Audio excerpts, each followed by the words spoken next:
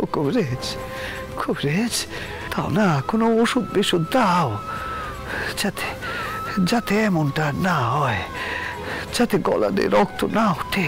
রানীমা, আপনি নিশ্চয়ই বুঝতে পারছেন ওর এই জ্বালা যন্ত্রণা উপশম করা কোনো মানুষের পক্ষে সম্ভব নয়। ঠাকুর, আমি তোমাকে ওষুধ দিতে পারি মাত্র, কিন্তু তোমার এই যন্ত্রণার উপশম কি আমার পক্ষে করা সম্ভব?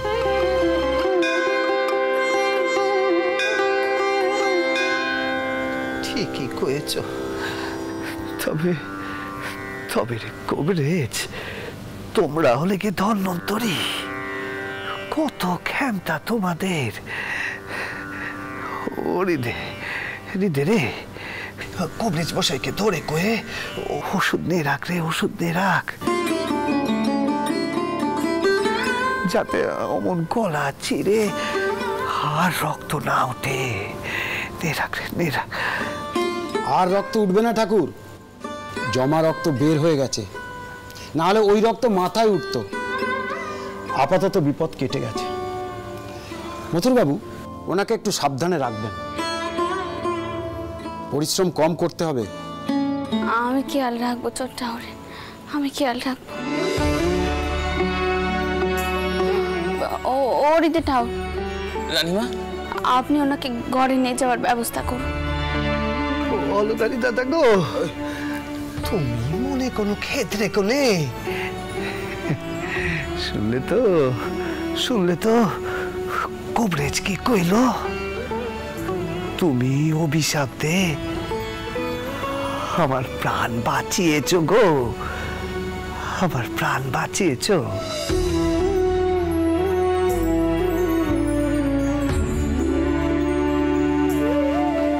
আমি বেশ বুঝতে পারছি এই সবই হলো মায়ের লীলা। জয় জয় বলো সমস্যারে বলো জয় কালী মা, জয় মা, জয় মা, জয় ভবতারিণী মা। মা নানা ভাবে আমাকে রক্ষে করছে, কিন্তু তবু আমার সম্মুখে আসছে নে।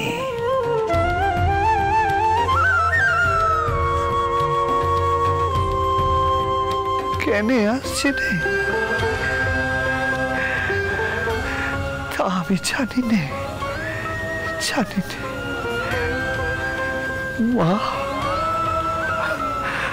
মারে, জয় মা, জয় মা, জয় মা, জয় মা।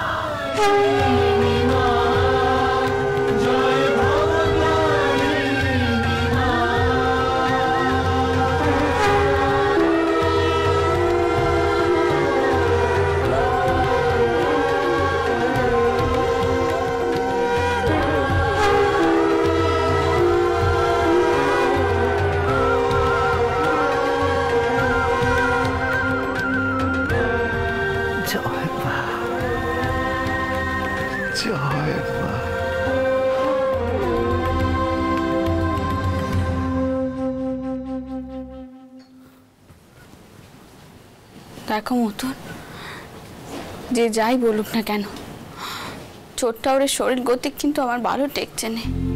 তার যত নাত্তির প্রয়োজন, হৃদয়টাও নানা কাজে ব্যস্ত থাকে, কি করবে তার যত নাত্তি। আপনি কি বলেন মা? ভূপাল গেছে গঙ্গাপ্রসাদ সেন মহাশয়ের সাথে, উনি সব ওষুধপত্র দিয়ে দেবেন। আর আমি জগদম্বাকে বলেছি এখানে এসে দেখা করতে, সে গেছে ছোট ঠাকুরের ঘরে তার সাথে দেখা করতে। আপনি যদি বলেন মা, তাহলে জগদম্বাকে ভার দিতে পারি তার যত্নার্থীর। না মতন, পথ্যের ব্যবস্থা কে করবে? চোরকো কি রাতে রান্না তো আর চোরটা ওর খেতে পারবে না। মা,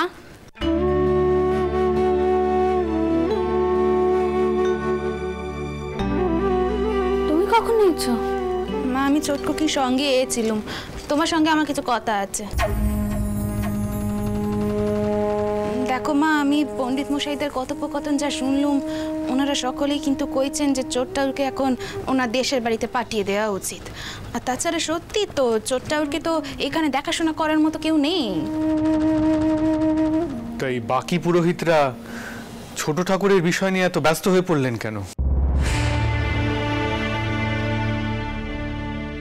বড়দিদি মা আছেন, তিনি এই বিষয়ে সিদ্ধান্ত নেবেন। দেখুন মতুর বাবু, মা যেমন মন্দির প্রতিষ্ঠা করেছেন এটা সত্যি, তেমনি পূজা আর্চার সমস্ত দায়িত্ব যে বাউন সমাজের, এ কথাও তো সত্যি। তা পূজা আর্চার ব্যাপারে ওনারা কি কোনো কথাই কইতে পারেন না? আর তাছাড়া এই কথাও তো সত্যি যে অসুস্থ অবস্থায় পুজো করা চলেনি। আর সবাই তো কই করছে যে চোরটাউরে নাকি মাথা একদম ঠিক নেই। আচ্ছা তুমি বলো মা, এভাবে কি নিত্য পূজা করা চলে? পদ্ম, আমাকে কটা দিন সময় দাও, আমি একটু ভেবে চিন্তে দেখি। আর বড় নাথবো, তুই তোর শাওরিকে নিয়ে জানবাজারে যা, তাকে গিয়ে সব কথা বল। তোর সাথে ছোট ঠাউরের কি কি কথা হয়েছে ময়নের বিষয়। মা, তুমি এর মধ্যে আবার ময়নকে কেন টেনে আনছো? দেখো মা, তুমি যদি আমাকে বারণ করো এসব বিষয়ে আমি কোনো কথা কইব না, কিন্তু সব ব্যাপারে দয়া করে আমার ময়নকে তুমি টেনে এনো না। পদ্ম, তুমি ভুল বুঝছো আমাকে।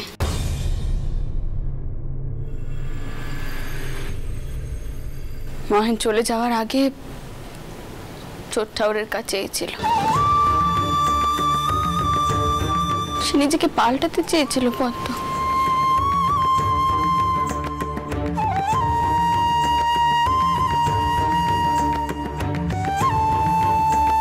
মায়ের সঙ্গে এসে দাঁড়িয়েছিল সে, তার মুক্তি হয়েছে পদ্ম, মুক্তি হয়েছে। সেই কথাখানি আমি তোমাকে কইতে চাইছিল।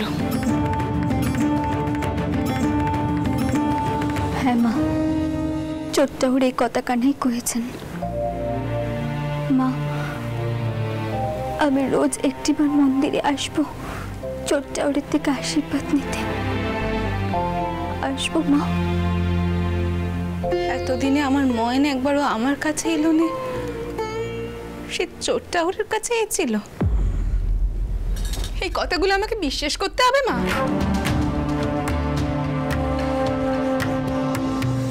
একটা কথা আমি বিশ্বাস করি না।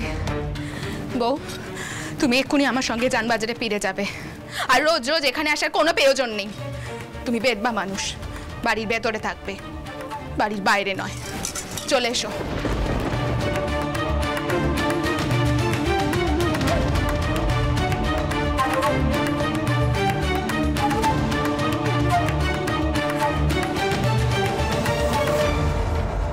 মা, এভাবে কিন্তু বড় বৌমার জীবনটা একেবারে নষ্ট হয়ে যাবে। আমি জানি না পদ্মর মন কানা কবে জুড়বে। তবে কি বলো তো মতুর, হাজার হোক পদ্ম তো মহেনের মা, একটু সময় ওকে দিতেই হবে। আর তাছাড়া ছোট ঠাউরের মহিমেও তো দেখেনি।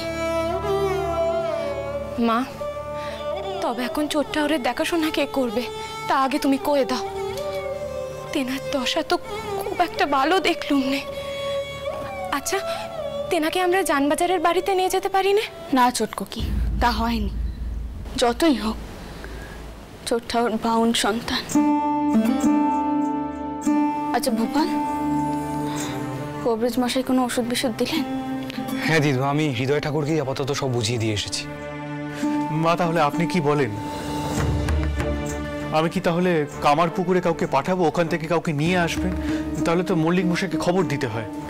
দেখো মতুর, আপাতত আমাদের একজন বাউনটাউর জোগাড় করতে হবে।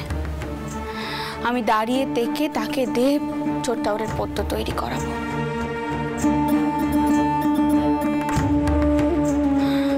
কটা দিন সময় দাও, ছোট টাউর একটু সুস্থ হয়ে উঠুক। আর কাউকে আনা যায় কিনা তারপর দেখা যাবে। কোন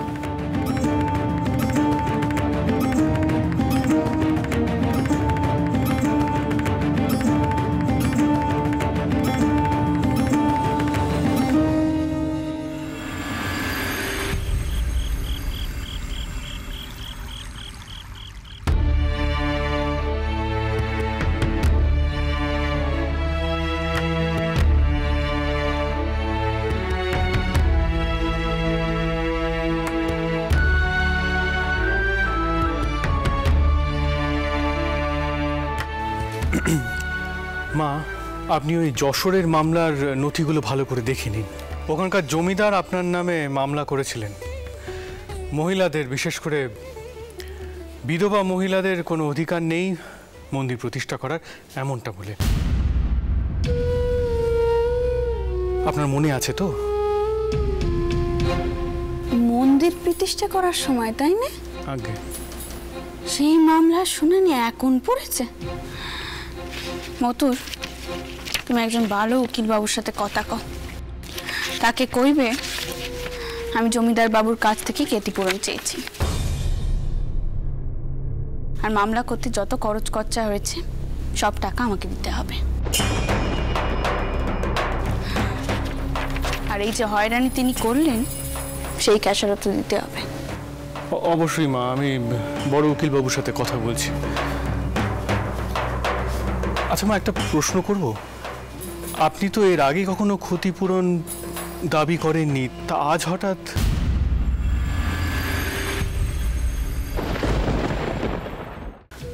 আপনি তো এর আগে কখনো ক্ষতিপূরণ দাবি করেননি, তাহলে আজ কেন? কেন করিনি বলো তো মতুর? কারণ আমি জানি মামলা করতে কম খরচা হয়নি, আর আমি যদি ক্ষতিপূরণ দাবি করি তাহলে তারা সর্বশান্ত হয়ে যাবে। সেই উদ্দেশ্য আমার নয়। তবে এইবার এই বিষয়খানা আলাদা। যারা মেয়েদের সম্মানের ওপর আঘাত করেছে। আচ্ছা তুমিই বলো মতুর, মায়ের মন্দির তৈরি করার অধিকার কি শুধু পুরুষ মানুষে? তা তো নয়।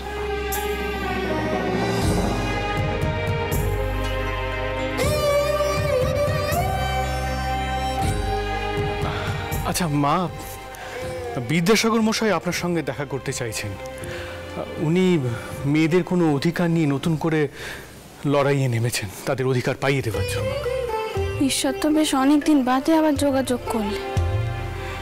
সে তো বোধহয় তার পিসিমাকে ভুলেই গেছে। তার উপর আমার সাথে দেখা করার জন্য কবে থেকে তার আমার অনুমতির প্রয়োজন হলো? কারোরই রকম সকম আমি বুঝি নে বাপ। যাকে যাক, মল্লিক মশাই বাউন্ড টাউন নিয়েছেন। আমি বরং দাঁড়িয়ে থেকে চোর টাউরের জন্য তেনাকে দিয়ে পত্র তৈরি করাই, কেমন?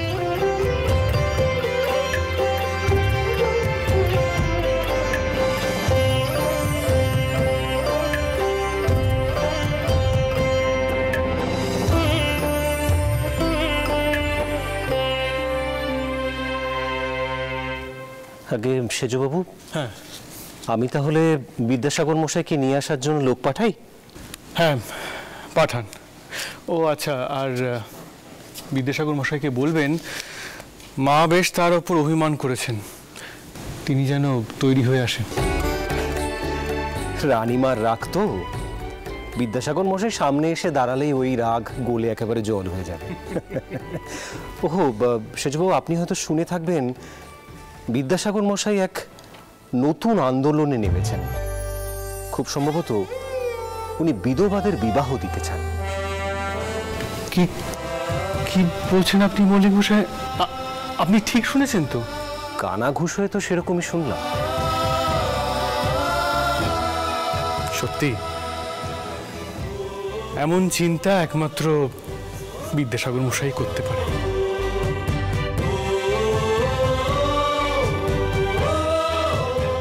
মল্লিক মশাই, আপনি লোক পাঠান।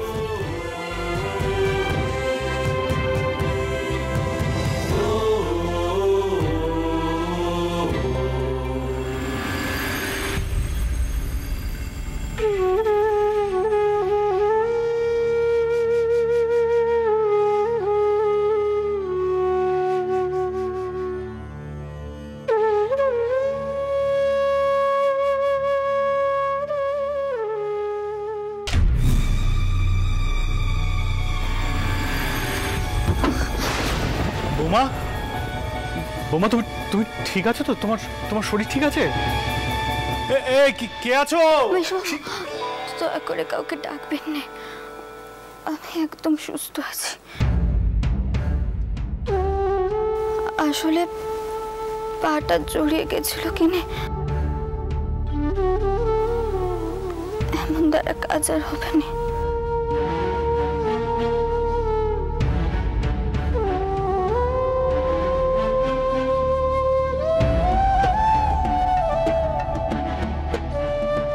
বিদ্যাসাগর মশাই এক নতুন আন্দোলনে নেমেছেন। উনি বিধবাদের বিবাহ দিতে চান।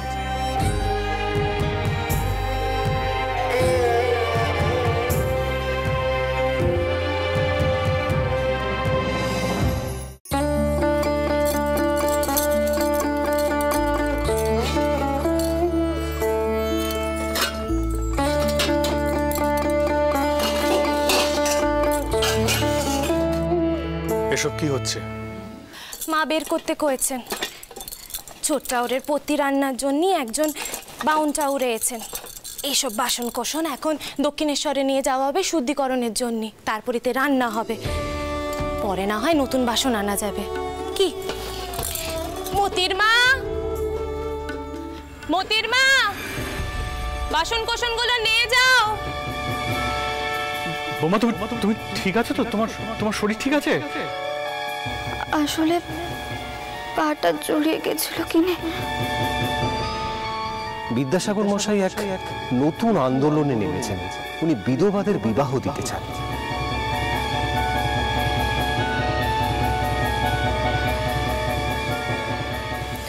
নেন, জলটুকু খেয়ে নেন। কি হয়েছে? আপনাকে অমন দেখাচ্ছে কেন? কি নিয়ে চিন্তা করছেন কোন তো? ছোট ওরের অবস্থা নেই বুঝি?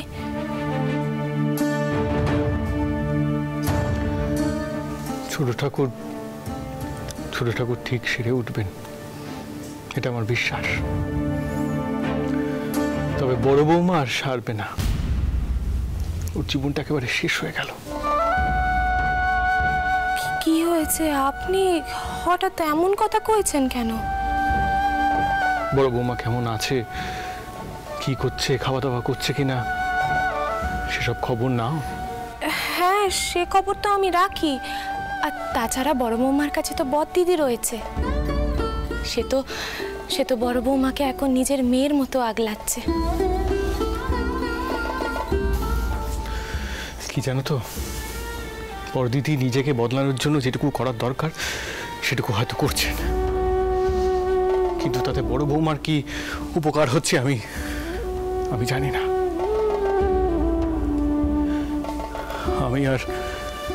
আমি আর আটা মশাই গেছিলাম বড় বৌমাকে এ বাড়িতে বউ করে আনতে।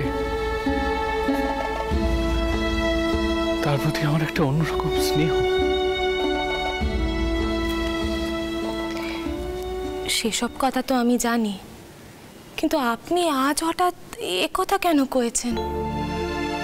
কিছু হয়েছে বুঝি? একটু আগে দেখলাম বড় বৌমার টলে যাচ্ছিল, আর একটু হলে পড়েই যেত। নিশ্চয়ই বিধবা হবার পর খাওয়া দাওয়া সব বন্ধ করে দিয়েছে। কেনই বা হবে না? সারাক্ষণ ব্রত পার্বণ উপবাস কৃচ্ছ সাধন এসব করলে ওই কচি মেয়েটার জীবনটা একেবারে শেষ হয়ে যাবে।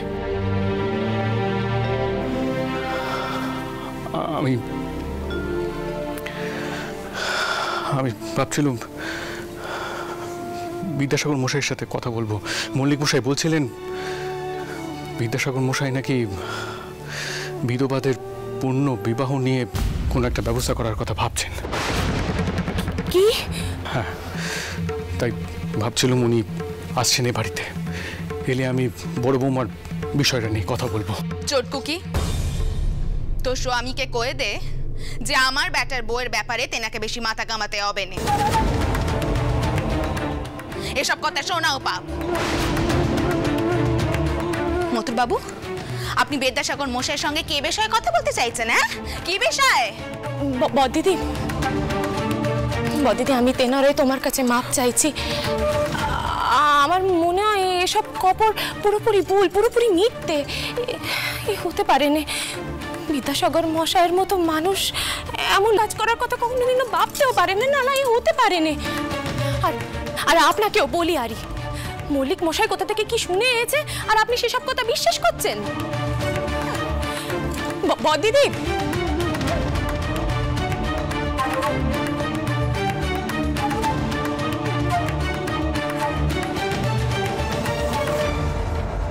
দেখুন আজ আপনি যা করেছেন তা করেছেন, কিন্তু দয়া করে এমন কথা আর কোনোদিনও মুখেও আনবেন না। হিন্দুর ঘরের মেয়ে, তার কবার বিয়ে হবে শুনি? ছি, এমন নোংরা কথা লোকেদের মনে আসেও বা কি করে?